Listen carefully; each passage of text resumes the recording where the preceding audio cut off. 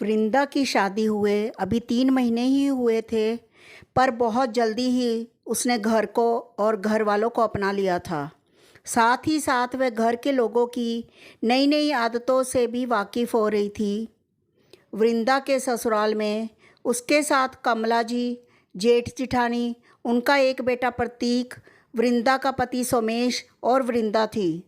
वृंदा को अपने परिवार में कोई परेशानी नहीं थी। काफ़ी अच्छा और प्यारा परिवार मिला था उसे। बस एक चीज़ थी कि वृंदा अपनी सास से बहुत डरती थी, कारण जेठानी जी का तकिया कलाम सासू माँ बुरा मान जाएगी, जिसे 3 महीने में इतनी बार सुन चुकी है कि उसे लगता था कि सासू माँ वाकई खड़ूस किस्म की हैं। इसलिए जेठानी जी इतना डरती हैं। आखिरकार उनके पास सासू माँ के पास रहने का 5 साल का एक्सपीरियंस है, पर इन 3 महीनों में उसने कभी भी अपनी सास को लड़ते झगड़ते नहीं देखा, ना ही कभी ऊंची आवाज़ में बात करते देखा। वृंदा हमेशा कंफ्यूज ही रहती। जब वृंदा शादी होकर आई थी, तब भी जेठानी जी बस सासू माँ की ही बुराई ही करती रहती थी, जिससे वृंदा को भी लगने लगा था कि सासू माँ तेज तर्रार है और गुस्से वाली है।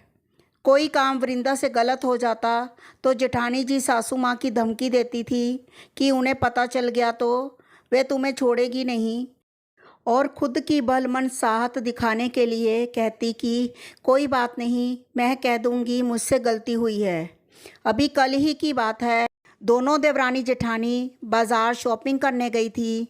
जब घर लौट रही थी तो रास्ते में पड़ोसन मिल गई, जिससे बात करते करते ही काफ़ी टाइम निकल गया। जब दोनों चलने को हुई तो जेठानी जी ने अपना तकिया कलाम छोड़ा।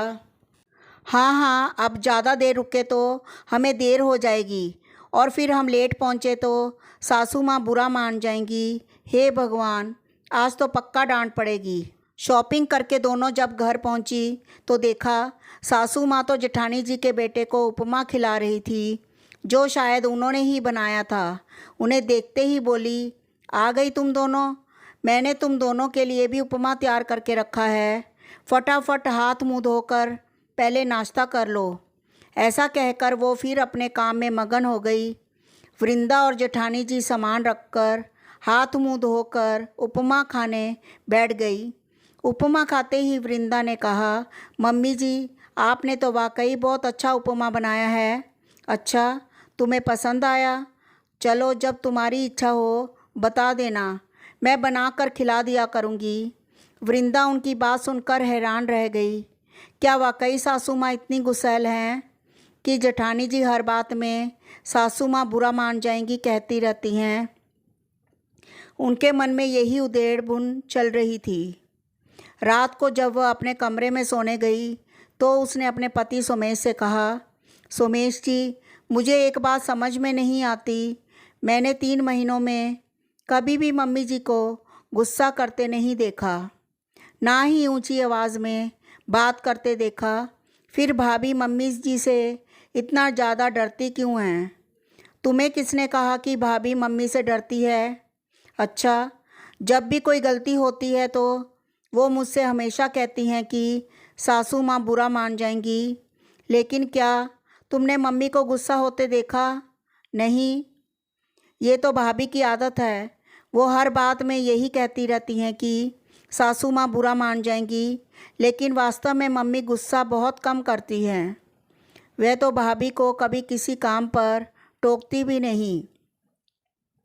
लेकिन कुछ लोगों की आदत होती है खुद को बेचारी और दूसरे को अत्याचारी बनाने की। इसका कोई सलूशन नहीं है।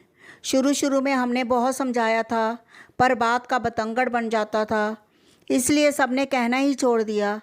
वैसे भी जो लोग हमें जानते हैं वो अच्छी तरह से जानते ही हैं कि कौन कैसा है। तुम भी दिल से ये बात निकाल दो कि मम्मी हर बात में बुरा मानती हैं। तुम उनसे बेहिचक अपने दिल की बात कह सकती हो। सोमेश के समझाने पर वृंदा को समझ में आया कि सासू माँ बुरी नहीं हैं, वह तो बस बहू के बोल वचन की मारी हैं। कुछ लोगों को जानबूझकर खुद को प्रताड़ित दिखाने में मज़ा आता है। शायद जेठानी जी भी उन्हीं में से हैं। और ऐसे लोगों की आदत छुड़ाना मुश्किल ही नहीं, नामुमकिन भी है। धन्यवाद।